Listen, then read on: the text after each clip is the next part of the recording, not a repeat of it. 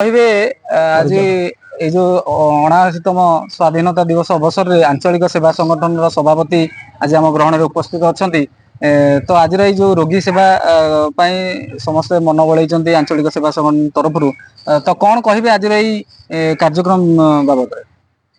जय जगन्नाथ। आज 79तम स्वाधीनता दिवस आज दिन में भगवान श्रीकृष्ण जन्म होता एक पवित्र दिन।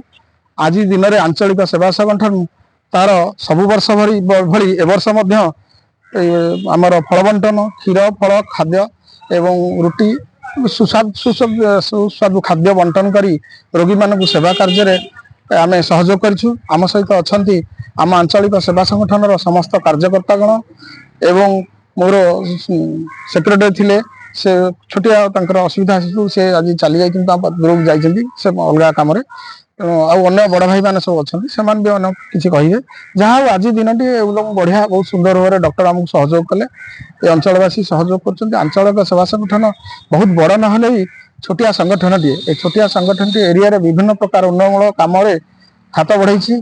ये प्रति वर्ष भली ए वर्ष एमती फल बंटन करूँ। आगामी जनवरी 26 भी आम करूँ। मेडिकल परिवेश सुरक्षा निमंते परिष्कार परिच्छन्नता करूँ।